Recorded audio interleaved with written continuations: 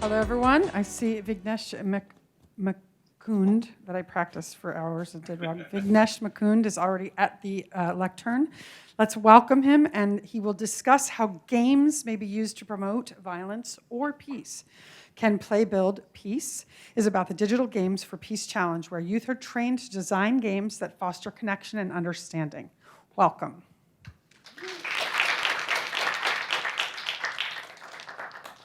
Good afternoon, everyone. Just a content warning before I begin. In this talk, there will be mentions of mass shootings and other violent crimes, so discretion is advised. So a quick search on the internet for mentions of games and extremism or violence floods you with articles such as these. So in between the now commonplace narrative that's often rebutted and easily rebutted, actually, around digital games and their tendency to breed violence, there exists a more nuanced narrative around the relationship between digital games and gaming adjacent spaces on one side, and extremism and violent extremism specifically on the other. My name is Vignesh, and I'm a learning experience designer in the Games for Learning team at the UNESCO Mahatma Gandhi Institute of Education for Peace and Sustainable Development. My colleague, Dr. Nandini Chatterjee Singh, a cognitive neuroscientist and the lead of the Science of Learning program at the Institute, is also here with us today. We are very honored to be at Games for Change 2022 and are excited to meet some of you after the session today. The UNESCO MGIEP is a Category 1 research institute in New Delhi that works to find ways to achieve the Sustainable Development Goal 4.7. That of education for sustainable development and global citizenship. So our vision is to build kinder brains and through the mainstreaming of evidence-based social emotional learning. Welcome to this talk on Can Play Build Peace. So the Extremism and Gaming Research Network State of Play report from 2021 lists several ways in which games and gaming adjacent spaces are being used by extremist organizations. So I'll go through a few of them. You might have seen the Islamic State's version of Grand Theft Auto or heard of the first-person shooter game that was developed by Hezbollah in 2003. Organizations have developed new and modified games and also have used popular game elements to create stylized videos that espouse their narrative and ideology. And there's other evidence that points to ways in which gaming adjacent spaces have been hijacked by extremists. So these platforms that are intended as communication tools and social spaces, they're used by extremist organizations to find, recruit, and groom vulnerable individuals and young adolescents.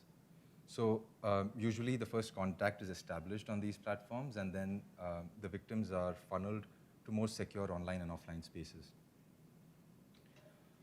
In a sickening story, the Harler shooter's diary mentioned a list of achievements, each with a task and a level. So these gamification concepts, such as levels and rankings, leaderboards, achievements, are being applied to extremist activities. It helps to entice and engage the members, and these are effective at maintaining the interests of the targets and influencing gradual behavioral change in them.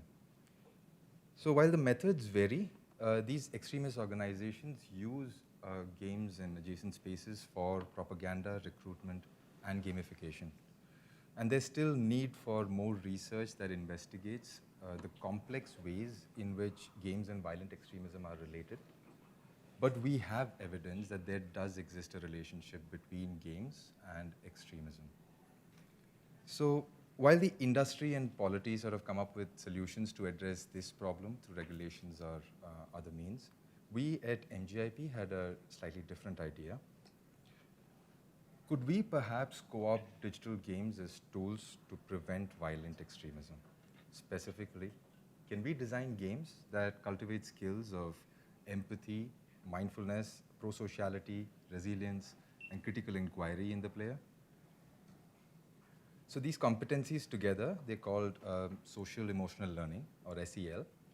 And at the Games for Learning team at MGIEP, we designed curriculum for SEL structured around the narrative and mechanics of select commercial video games. And from the research that we published earlier this year in the Games for Health journal, it is evident that a game, along with a game-based course, is effective at building SEL skills.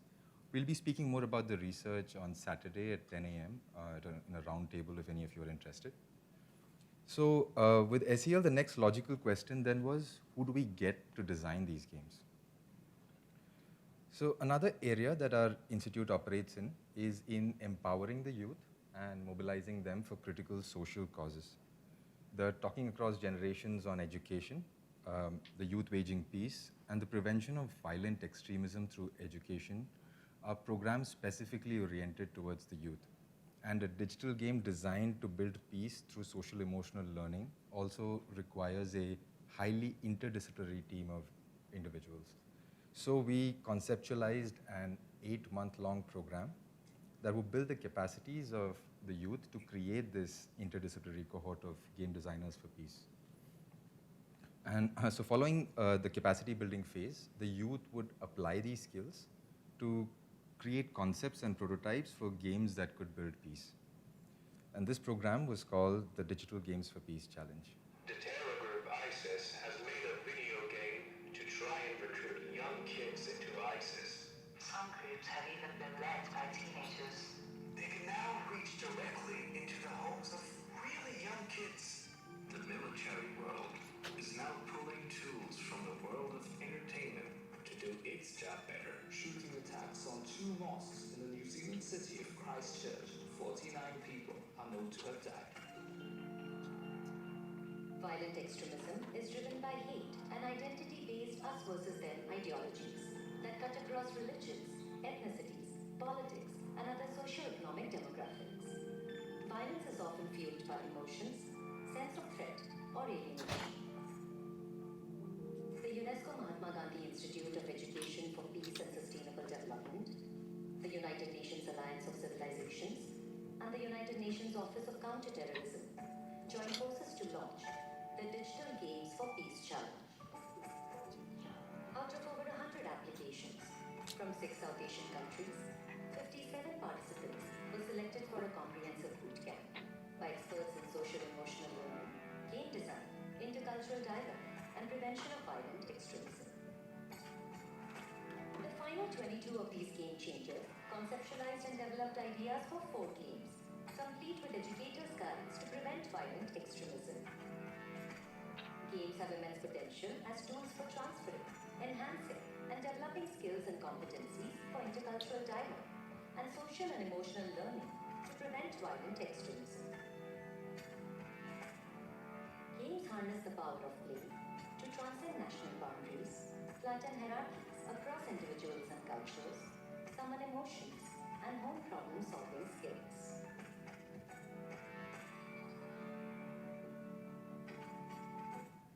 So this youth-led initiative was a quest to find innovative game-based solutions for peace building.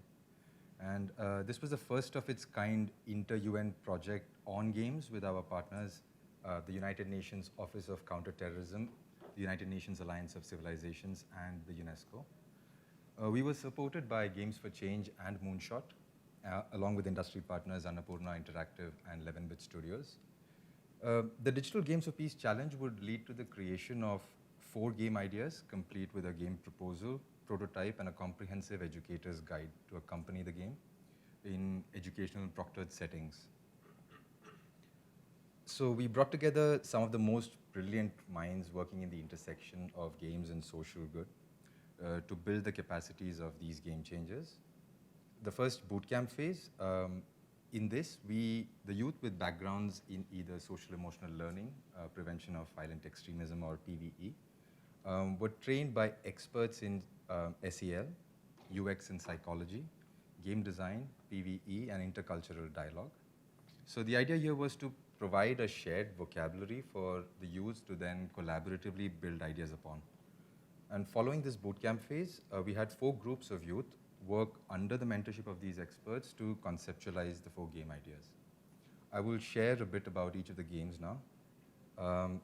The first of these sought to answer the question, how do we teach powerful stakeholders to understand the role played by individuals and institutions in structural violence, and to train them to implement structural responses for prevention of violent extremism.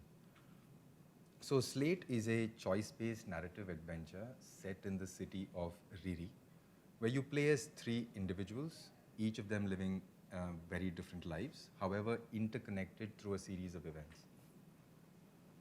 So the game serves to support interventions and training programs addressing powerful stakeholders like policymakers and local leaders in the domain of PVE.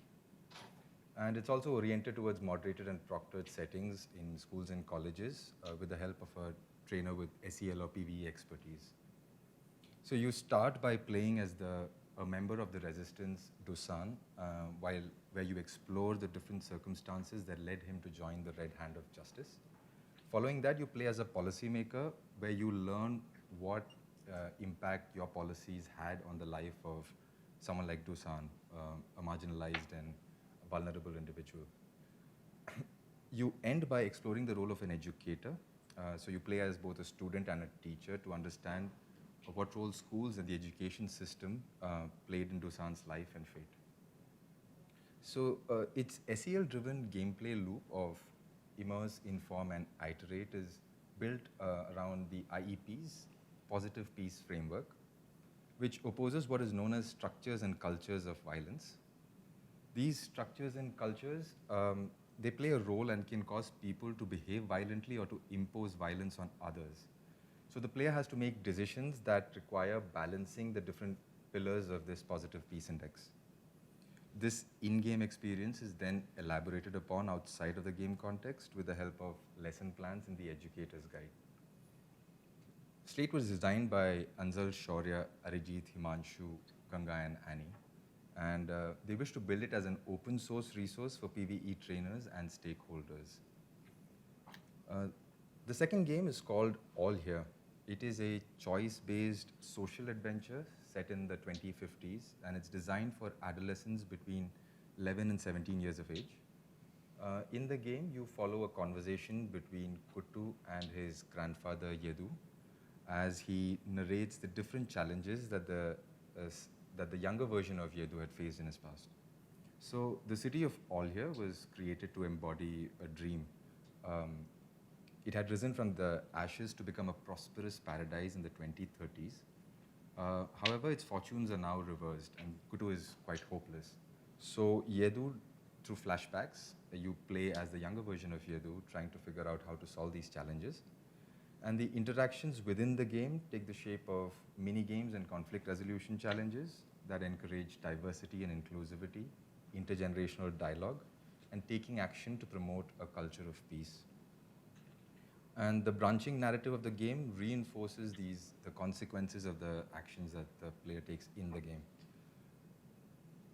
The core objective of the game is to provide agency to the player within the game environment as well as outside of it.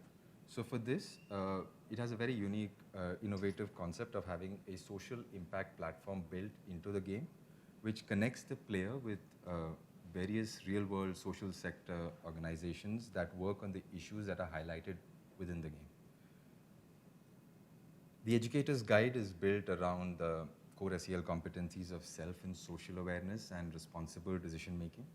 And it addresses PVE by including elements like intergenerational dialogue, global mindset, and cultural sensitivity to build skills of diversity and inclusivity in the players.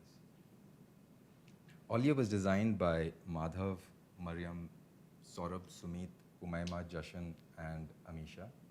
They intend to develop it as a free resource for teachers to adopt in their classrooms. The third game is a multiplayer take on the classic city builder games.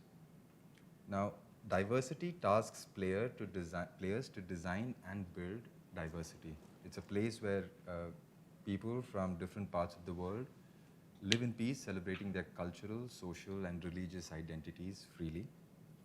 And it leverages the social media aspect of online games to bring together strangers from across the world to build intercultural competencies in them. So you build your city with artifacts, However, unlike traditional city builder games, each artifact in your city is designed by you and a random co-builder that you're paired with for a specific activity. And you play mini games, tackle ethical dilemmas, and answer questions together with your co-builder to unlock unique elements that you can then use to design, to decorate your diversity. So there's no in-game chat. Your only option is to learn more about your co-builder purely through the in-game activities. And the better you know each other, the nicer your shared artifact is. So for example, here you see this concept. In one of the mini games, diversity matches you with another city builder, and you're put in this game-based environment where you and this new person answer prompts about the sun in this example. So there are also visual prompts like coloring in the rays of the sun and drawing your sun. And in these interactions, you create a whole story about the sun with someone who's a stranger, who's very different from you. And the final visualized version of this sun is now the sun in your diversity. So this was designed by Abu Bakr, Oshan, Robin, Siddhi, and Sushmita.